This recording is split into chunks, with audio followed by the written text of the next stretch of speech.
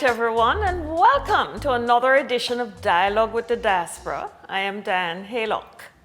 It is heartwarming to learn of all that Belizeans in the diaspora are doing to assist our communities at home here in Belize. Our guest tonight has an impressive resume in the US, but he has an equally impressive ambition to transform lives through technology here in Belize. David Ahuja is the worldwide business development leader for consumer packaged goods at Amazon Web Services, where he is responsible for developing industry solutions that enable customers to accelerate innovation to achieve their business goals. David has over 25 years of experience leading business transformation in the consumer packaged goods and retail industry. Prior to joining Amazon Web Services, he served as Senior Director for Walmart Labs, global data and analytical platform group, where he has led merchandising and supply chain analytics. David spent 23 years at Procter & Gamble, where he was Associate Director, responsible for leading business transformation in data and analytics across the US and Latin America. He earned his bachelor's degree in information systems from the University of Cincinnati and his MBA from Loyola of Maryland. David is based in Fayetteville, Arkansas. Welcome to Dialogue with the Diaspora, David. It is really a pleasure for me to be talking with you tonight. Diane, it's an honor and a pleasure, and I'm super excited to have a conversation, or I should say a dialogue with you tonight. So happy to be here. Great. So we can't really start this discussion, this conversation, this dialogue without first hearing about your background. So please tell us about your Belizean roots, where you come from. I as we would say, a city boy. Yes. I was born and raised in Belize City. Grew up on South Street, I think it was 23, or I'm sorry, on New Road, 23 New Road, right down the street from Valencia Ice Cream Parlor, for those of you guys who were around back in the 70s and 80s. Lived there for early part of my life. My dad was, my grandfather, so they had a big grocery store on New Road. My dad was part of that business. When he closed it down in the late 70s or mid 70s, my dad moved to What grocery store was that? What grocery store was that? It's embarrassing. I should know the name of it, but I think it was called the Mermaid, like La Sierra or something like that. I don't remember the name of it, but it was the name of the family. Ahuja was typically called Ahuja Grocery Store. But my dad moved his business to South Street, so we moved across the bridge to the other side of town, and I lived on a corner of Wagner's Lane and South Street, where I grew up through high school. Went to SJC for high school. Spent my time riding my bike, as I tell my kids, 4 times a day, to and from school every day. And my family were also city people. I mean, my dad my dad was born in Benque Viejo del Carmen, but grew up in Belize City. And my mom was born in Belize City. And I'm just a hodgepodge of cultures, right? My grandfather came from Asturias, Spain, via Mexico to Guatemala. He met my grandmother in Guatemala, and this is on my dad's side. On my mom's side, my grandmother, who, by the way, was a teacher at Holy Redeemer and St. Ignatius. So Una Wilson was her name, and so a lot of people know her. She's part Portuguese, part Creole, part Scottish. And then to link the story of how I got to the U.S., my grandfather on my mom's side his dad was American, and his mom was Belizean. So you're like so many Belizeans, mixed up all kind of way, huh? Or sometimes what they say, patlika. Exactly. I didn't want to say it. You did. So that's a little bit That's you, of my yeah. roots. I said you know, SJC was my core, and I have lots of fun memories of just, you know, running around Belize City. It was safe. I mean, I went to Bird's Eye. I Yes. walked up and down Albert Street anytime late at night. Played a lot of basketball you know, while I was you know, living in the city. I mean, so anyway, that's a little bit of my background Great. of where I So, came from in what Belize. took you away from Belize? When and where did you go in the United States? Why? Yeah. Yeah, you know, it's interesting. So my on my mom's side of the family, I kind of mentioned my grandfather's dad was American, and in the early '60s, pretty much all of my grandmother and grandfather emigrated to the U.S. And all my aunts and uncles did. It was seven of them. My mom was the only one who was married at the time who remained in Belize. So my family had moved, and I grew up with having a family in Belize and a family in the U.S. and primarily in Ohio and Indiana and Kentucky. So you know, I think my parents, neither one of them went to college, and education, like for many Belizean, was just super important. And they sort of manifested for us at a very early age that we're going to go study and go to college in the U.S. And so after graduating, I mean, I graduated in June, and by July, I was on a plane traveling to the US. And I have an older brother, Alfonso, who was a year ahead of me, and he sort of paved the way, went ahead of me, and sort of adjusted and landed. And he and I lived together through college in Cincinnati, Ohio. So it was I don't know, Diane, it wasn't I never questioned it. I never thought about sixth form. It was just that was the, you know, the path forward was to go to college in the US. Interestingly enough, I never once thought about the complexity and the costs and the things that I now think about because I've got two kids in college. um, from my parents' standpoint, my parents sacrificed a lot to put two of us to live here, you know, the way we did, and to put us through college. So it's something I didn't realize at the time. So it was just sort of a natural thing to transition to the U.S. and But where we went. the parents at this point stayed in Belize when you and Yes. Alfonso went to the U.S. Yes, yeah, yeah. My dad, his story is an amazing one too. He grew his business to a large business similar to what his dad had, and so he was just super busy with running the business, and you know, quite honestly, you know, earning to help pay for my college tuition.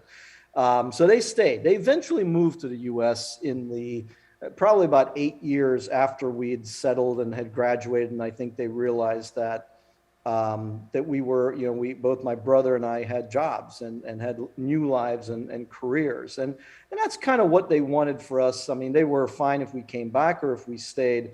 They left it and gave us that choice, and they eventually followed us. I mean, things were getting a bit rough in Belize City in the grocery business, and so my dad retired and moved to the U.S. At age 50, which is another amazing, uh, amazing feat. I mean, I think about my transition and challenges I faced, and to come up at 50 is not an easy task. So I'm super proud of what he accomplished there. When did they go to the U.S.?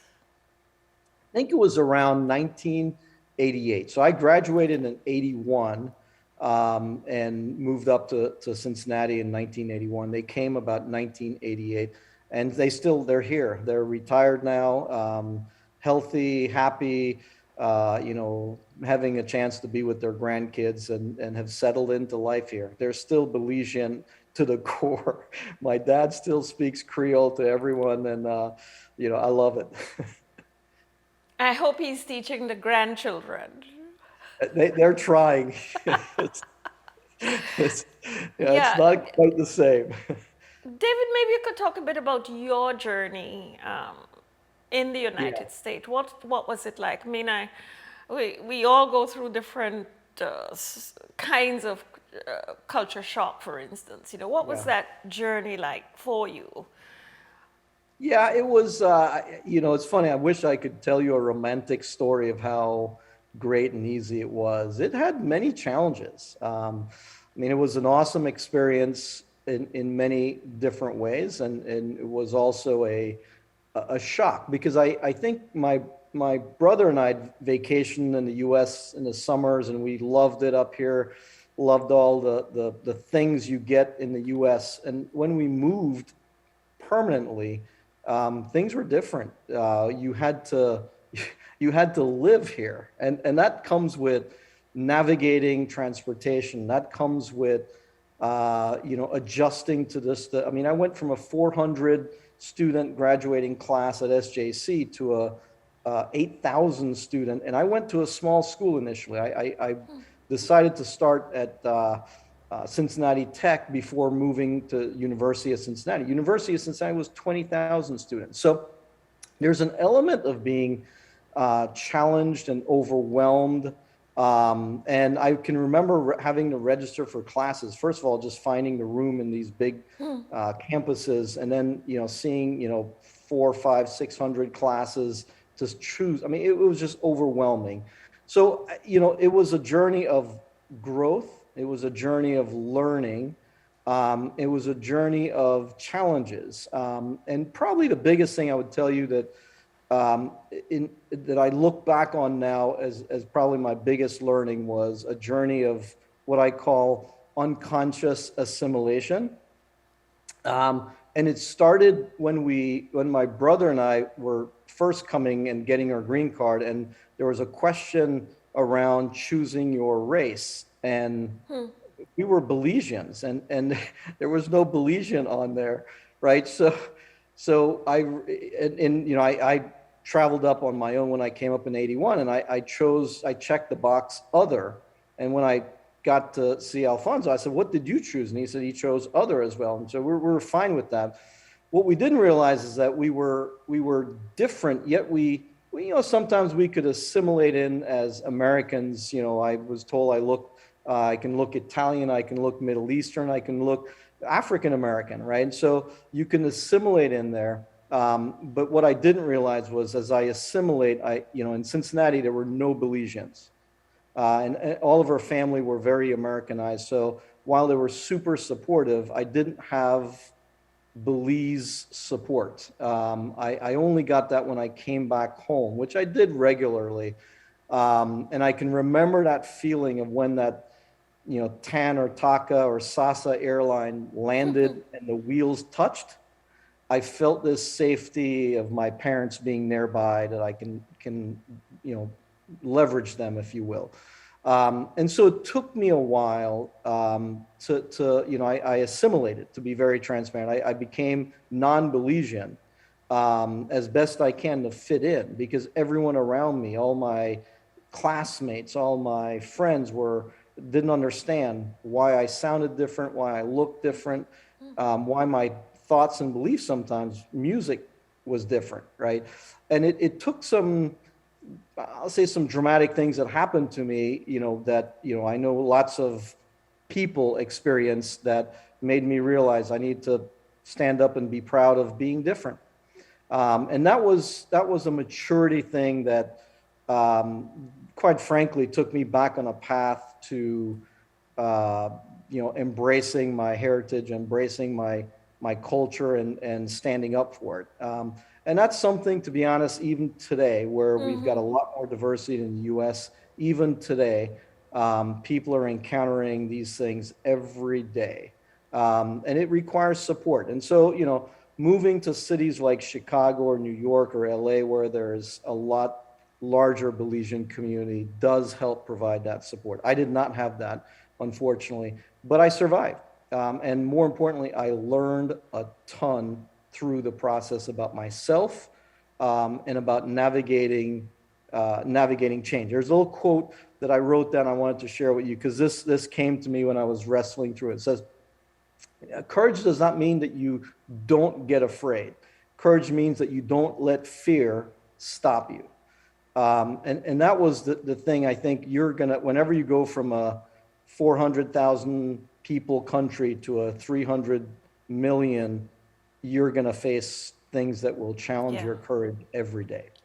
Indeed. David, I'd want for us to switch gears now and talk a bit about your work. You're the head of the worldwide business development consumer packages goods industry at Amazon Web Services. I mean, Amazon is huge. Amazon is large. What does all this entail? I mean, Yeah. and I am no techie, so it's all very new to me. Yeah. And there's a word that I could throw in there that adds more complexity, cloud. So, um, first of all, this has nothing to do with Amazon.com, which everyone, when you say Amazon, that's immediately what they think about. That is the parent company, but the division that I work in, which, by the way, is the fastest growing division of Amazon. We're now a $62 billion company. Um, uh, about 12 years ago, Amazon, having access to some of the most computers in the world to run this incredible e-commerce business, came up with a brilliant idea of saying, you know, our computers aren't used all the time. Let's use that excess hardware capacity and sell it to make money. And that was born the concept of what we hear about every day of the cloud. AWS, or Amazon Web Services, is Amazon's cloud business. And basically what we do in layman's term is we sell computer services, solutions to large companies all over the world. And we're the leader in this space. And what I do for them is I lead their consumer packaged goods division of helping companies like Procter & Gamble, helping companies like Unilever, Anheuser-Busch, L'Oreal, any company that when you walk into any department store, grocery store, any company that produces a product that's sold in that store are my customers. And what we do is our team basically leverages the cloud to help those companies digitize and modernize how they run their business. And technology is ingrained in everything. And the cloud, while not completely running all of these enterprises yet, we're going to be, you're going to see the entire, honestly, globe running in the cloud. It just makes sense. Because when and the best way to explain it is when your laptop is used after 3-4 years, it gets old and it breaks, right? You got to go buy a new one. If you're using the cloud, you don't have to, right? That hardware sits, we own that hardware, we upgrade that on a regular basis, and you get the latest, greatest. And this technology is changing the world. The things we're seeing right now with AI, ML, with self-driving cars is only possible because of the cloud. You now have the ability to process a lot more data, do a whole lot more compute using this technology, and it's only going to get better. I mean, we've enabled Moderna as an example of, without getting into the details, their ability to do the research they did to get their solution for vaccine for COVID is based on being able to do all the research, pull data from around the globe at speed, at scale, and solve those problems. So that's what our team does. That's what I do. Again, my background, because I spent all my time in the industry of consumer packaged goods and retail, I understand how these companies run. So let's talk about that a little bit more for our audiences, because it's like when you hear consumer packaging and so forth, you think of putting something in a box and shipping it someplace, that kind of thing. But you're talking about the cloud and what this means, and storing things up there somewhere. Talk about it a bit more for us. Yeah. Let me give you a great example is the ability to move products around the world, supply chain. And this became very evident in during COVID, because it was very quick, and pretty soon everyone was sent home and they couldn't go into the office. That had major implications on a lot of companies not being able to access their data centers or not being able to access their computers. That is not an issue with the cloud. You can access the cloud from anywhere in the world. As a matter of fact, we don't let people know where our data centers are. So to be able to keep products moving, you need to be able to have your supply chain systems. You need to be able to do your planning and forecasting. To your point on the packages, they have to produce it. You have to buy cardboard. You have to have a staff of people to run the manufacturing line to produce that product. You have to put it on a truck, which isn't necessarily your truck. It could be you're outsourcing that to UPS or someone else. And then you need to know what the buyer of that product, so you produce it, but you're selling it to someone else. You're selling it to Target or Walgreens or CVS or Walmart, and you need to know how much they're going to buy. All of that involves data and technology. All of that needs to run in a seamless, efficient, connected way. That's how we help those companies do what they do. And I can equate that to any aspect of that company. It's the same for when I'm running, as an example, many of these companies, when they weren't able to sell because you weren't going into stores anymore, guess what they did? They created direct-to-consumer sites, which meant they put up a website, they put the product on that website and started to sell. And if they didn't do that, they would be losing money. So all of that at the core it's really about technology. It's really about data. That's kind of what we do to help those companies be what we say resilient to survive not just something like COVID, but there are other things that happen, such as competition that will have an impact on them as well. How do they remain competitive and able to manage their price, their costs, and things like that? Does that help? Amazing. And I'm sure we can go on and on and on about it. But I want to switch gear again and bring you back to Belize. For instance, Sure. it is my understanding that you are involved, maybe even having started a nonprofit organization called Impact Belize. Tell us about Impact Belize. Yeah, so Impact Belize is a non-profit focus on two things: education and commerce.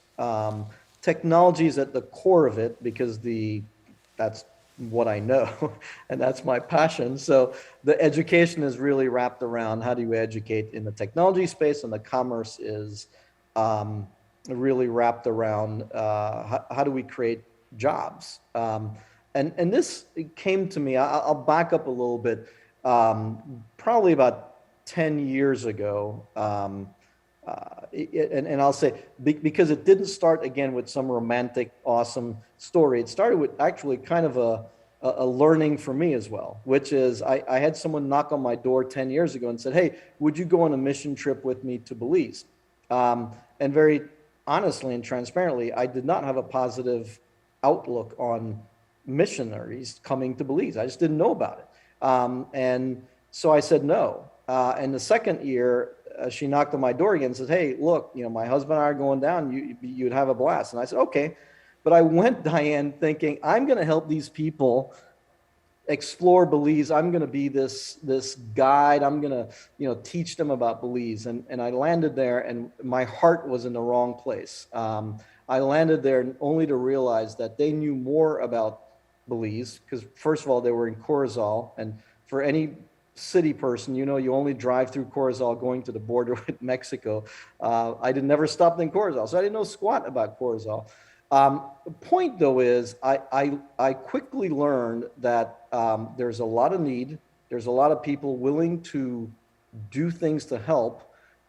They didn't need my guidance, but what they needed at the time was my arms to help build, my brains to help coordinate. And following that pretty tough trip, I eventually sort of got it and did my part. But following that, I was asked to come back and build a house. And we came back probably 4 or 5 years and built 4 or 5 houses. And then I read a book called When Helping Hurts. And it talks about the fact that sometimes what we do is when we're trying to do these kinds of social outreach, we are giving, and that's what, and I personally felt it, right? Because when I showed up, I became, after building 2, 3 houses, everyone wanted to talk to me. They assumed that I was the guy that would choose them to build a house, right? And it's an ego boost, and you feel good, and people, are around you. But in the core, I asked myself, are we having an impact here? And yes, we were, for those families. But it made me step back and said, what do we really need in Belize? I spent 10 years with groups going down to Corozal, and what I saw was, I'd go into these schools and they didn't have a computer, or they had a old beat up computer. And that was really stemmed Impact Belize and me saying, let's just start to bring down computers. And Diane, I think it was probably 6, 7 years ago was the first time I brought down a wave of computers, I'll say. And I brought down desktops with big monitors. And I look back on that now and go, how dumb was that? But I did. That's what I could get. That's where I got donations. People donated some, and we had to have FedEx bring a pallet of computers, right? It was a massive undertaking. And we built our first lab in San Pedro village in Corozal, small village. And I think we put 10 computers. We worked with BTL. They gave us, they agreed, as long as we networked the computers and set up a lab, they would give the school free internet. And we just kept repeating that. We eventually, after I think 2 years ago, and this is insane, bringing these big computers, we got laptops, and we set up small laptop. Again, nothing fancy, but you know what? They had access to the internet. They had a computer lab that they could play games, they could learn, they could have classes in. And so that was the first start of Impact Belize, and there are a lot of challenges, and still are. I mean, unfortunately, I'd go back and the labs weren't kept up. The teachers, quite frankly, some of the teachers, they're not paid to teach an extra class, and they're not willing to teach or to learn and do anything within the lab other than more to kids playing games. So there's so much more we need to do, and that then stepped me to the next level of saying, so what's missing, and what do we need to have done here? And that's where the commerce part came in. We need the kids to, I mean, and by the way, I believe that when you're 1 year old, you should have a computer of some sort, something that kids here are poking on electronics, right? You have to start, that's just how our future will have technology all around us. So how do we get our kids access to this early on with the intent of continuing, not just through grade school, but high school, college, in order to get jobs? And I really believe that the key to this is you have to have jobs generated in this industry of technology that enables kids at a very young age to be aspired to do that. I use the term with my kids, you got to manifest it. You got to see it out in the future. And today, if we don't have those, if they don't see successful, entrepreneurs and people who are successful in technology, it's hard for them to visualize or understand what that needs to be. And so that started me down this path of, why are we not doing outsourcing in Belize? And I do know there's a lot happening. I saw several of the big companies in Belmopan and the large buildings of call centers, and that's great. But I'm talking much, much more advanced outsourcing of our talented, smart people in Belize, leveraging technology. And I know the talent is there. I know the people, the young people that I met, they have the capability. For perspective, I mean, I was managing a budget when I was at Walmart of over $30 million that went to one company for outsourcing. Billions and billions of dollars is being outsourced in technology all over the world. Our neighbors, Costa Rica is a leader in this. Guatemala is a leader in this. Why can't we do it? I mean, the answer is we can. What prevents us? And that started me down that path of asking that question and really trying to understand, how can we create more commerce leveraging outsourcing? And by the way, it is happening. There are several smaller companies doing IT consulting. out of Belize, and but it needs to be much, much bigger. There could be thousands of people working, especially now, given the learning we had with COVID, that you can work from anywhere. Meaning, I can have someone doing advanced IT technology work in Belize. I don't need to know or care where they are. As a matter of fact, 2 weeks ago, I was in Belize. I did work from Belize seamlessly. The internet capability, the bandwidth that's there through BTL and Digi is high quality. So it can be done. So So my work, in many ways, if one looks back to 20, 30 years ago, where most of us thought about migrating to the United States, for instance, a lot of our young people today don't need to do that physical migration. There's a lot that they can do right here in yes, Belize, if of course they have access, if they have the technology to allow them to do this. yeah, and the beauty of this, to go back to cloud, the technology is there. That's the power of the cloud. It doesn't sit anywhere. Growing up, I remember early days. I remember, anyone who would say they're in computers in Belize, it meant hardware. It meant they're fixing computers. That becomes less and less important. The technology or the capability to do your work is up. It doesn't sit necessarily just on your laptop. So all I mentioned earlier, the supply chain systems and running all of that, you don't need to have that in Belize. What you need in Belize is the brain power, the smarts, understanding how to do analytics, understanding how to code. That's what you need. The access to the software, access to the hardware does not need to be in Belize. David, I need for you to hold that thought. And viewers, we do need to take a very short break right now, so stay tuned.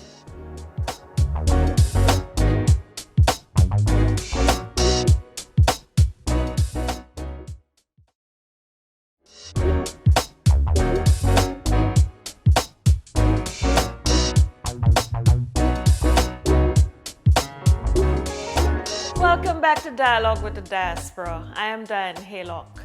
Tonight, my guest is David Ahuja, the worldwide business development leader for consumer packaged goods at Amazon Web Services and founder of Impact Belize. Yes, David, welcome back. Let's continue the conversation. I mean, we were talking before we went to break about this great organization, Impact Belize. I want to delve a little bit more into how the organization actually works. And in fact, I'm particularly curious about the resources. How do you raise the money to make this all happen? Yeah, it's not complicated. I ask and I receive. First of all, I don't have the organization isn't funded ongoing. I fund it by project. So every time I have a project, I use my network, I use my family, I use my friends to do fundraising. And the thing that I've learned, Diane, is people want to give, people want to help. They often don't know where or how to do that. I find that telling a story of what's the impact or what we're trying to do, I've not yet had a project that was underfunded.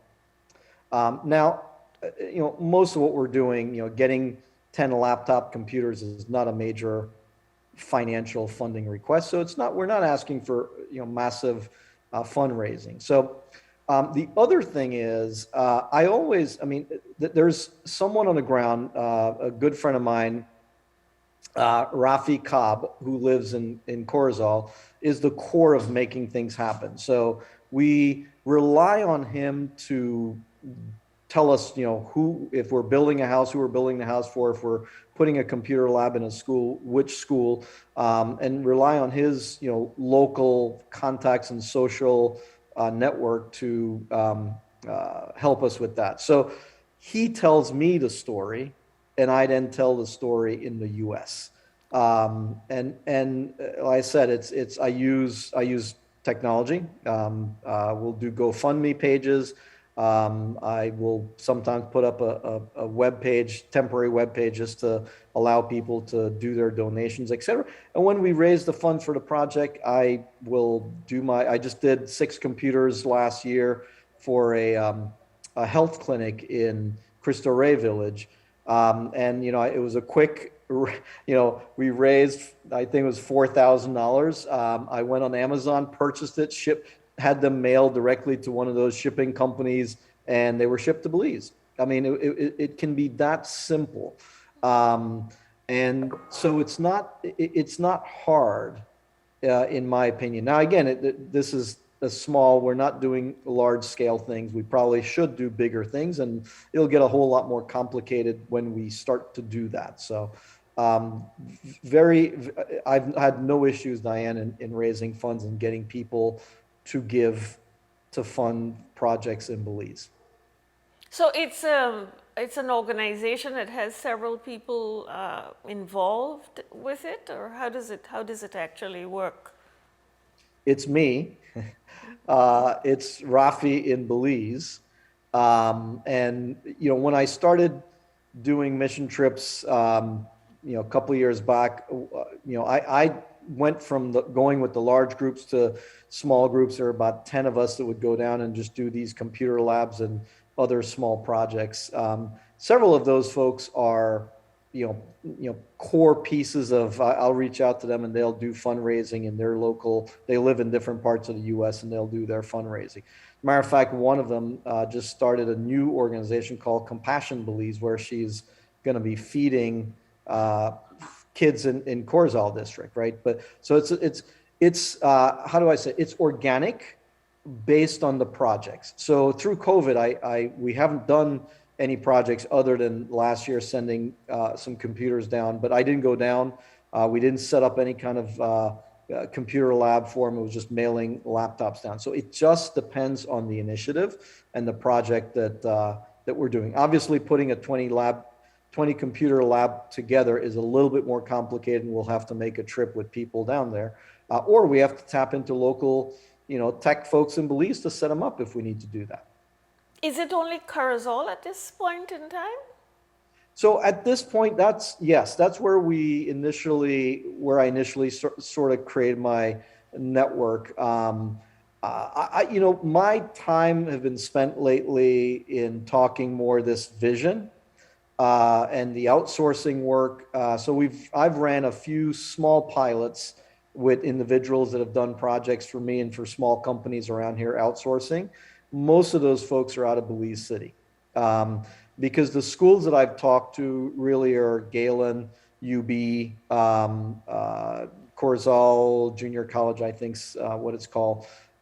So I see the work pivoting more to probably Belize City and Belmopan as we start to do more on the commerce and the outsourcing side.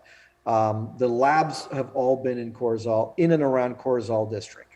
From your lens, David, what kind of impact can this initiative have on children, families, and communities that impact serves? Yeah, as I said, I really do think that we need to have every kid, every 5-year-old or younger in Belize getting exposed to technology. It is how they will live their lives in the future. And having access to a computer gives you access to the internet, gives you access to the world.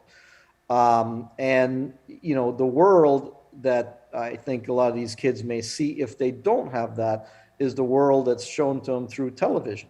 And I'm just not. I don't spend a lot of my time watching television, and sometimes I just think that's, it's controlled, and it's not you exploring and really getting what you're about. And everyone's different, right? So giving them the ability to explore the world, to research, to read, to learn, to connect. I mean, the power of connecting. And so Yeah, you can do that on your phone. I get that. But I think it's just a different world when you're able to have access to apps and technologies that's available to you on the web. And so it's really just about getting more and more access early, start to develop the skills for where I think the jobs of the future, Diane, will be in tech, in everything. Farming, as an example, which you could say is a big industry in Belize. I mean, I work with farms. We help farmers do everything from how do I feed my cows the most efficient nutrition using technology and smart bowls. How do I count the cows and separate the cows? How do I use computer vision to look at a variety of things on the animal, cows, sheep's, whatever, on really evaluating health. So it's everywhere. It's ingrained in everything we do, and we absolutely need to make sure that we're developing young Belizeans early enough in technology. And I know that's happening. I read the other day that I think there's now a new, everyone gets a laptop in high school, if I'm not mistaken, which is fantastic. But we need to continue to invest and continue to grow that. So I'm just scratching a Right. little piece of this. By no means I'm having any big impact on Belize, but I'm hoping someone notices and says, well, I mean, just like how we do it, you can have 25 diaspora folks doing the same thing and dropping computer labs in all over Belize. It's easy to do. I know that you said that COVID, of course, meant that you were not able to do as much as you probably would have wanted to do. But, well, things are changing right now. There seem to be more opening up in 2022. So, what are the plans for 2022? Well, we definitely want to, I may be down in June on a project, and we definitely want to um, continue to look for places to put computer labs. I would like to pivot more to Belize City.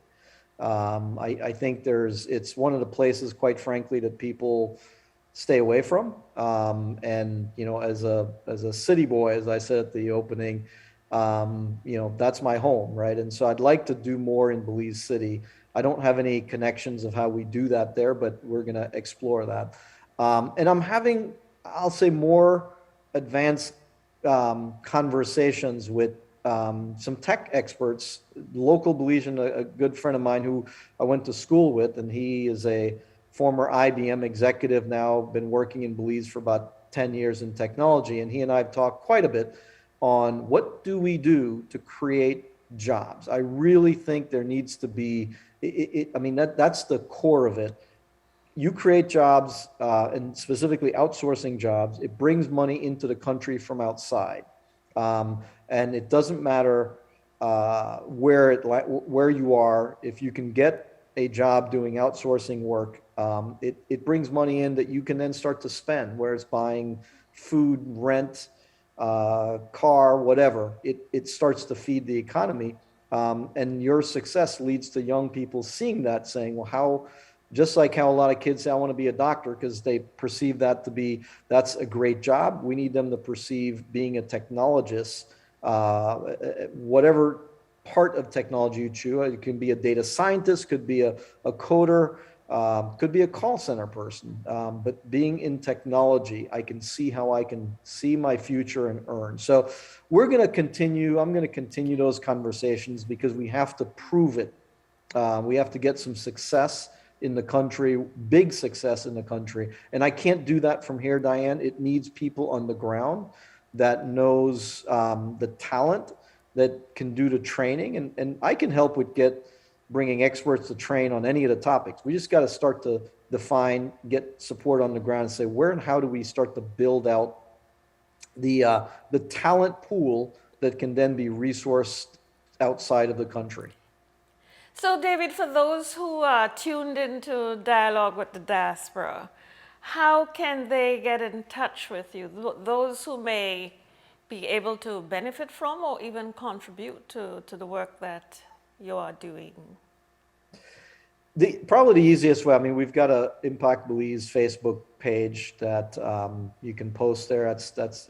My name's not on there, but I'm the one behind the scenes, sort of reading and tracking things on there. So you can go on there. If you have a way to reach me directly, and I don't know, Diane, if any information is shared, but I welcome. I talk to Belizeans all the time. One of the things we didn't talk about that I've learned, I've been blessed. I sometimes say I'm lucky, but that's not the right word. But by having great mentors, and I'm always, open to talking to young people and helping mentor them. So I welcome. Reach out to me directly. I will. I promise you, I'll respond. Whether it's if you've got an idea in Belize City of where we can go put some labs and you're willing to work with me, because the one thing I expect is, I believe you got to put skin in the game. I'm happy to work with you and see how we can make something happen in your school or I think youth clubs are great places. Exactly. Get kids off the street to go, grow and learn and just expand their mind with technology. And it's fun. It can be fun. It's not as boring as some people may think. So I promise you we can make it fun.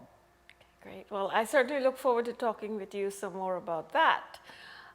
So, David, unfortunately, we're at that point where I'm going to have to say goodbye, but I really want you to know how proud I am of all that you have accomplished in your professional life, and I really must commend you for your commitment to this absolutely wonderful initiative in Belize. For a developing country like Belize, you said it, technology can level the playing field and open up so many opportunities for our young people. So I hope that you can continue to turn this dream of Impact Belize into a reality to benefit more of our youth. Thank you so much for joining us tonight, David. Thank you, Diane. It's been a true pleasure, and I've enjoyed talking to you, and I appreciate your kind words. So thank you. Viewers, we will take a final ad break and be right back.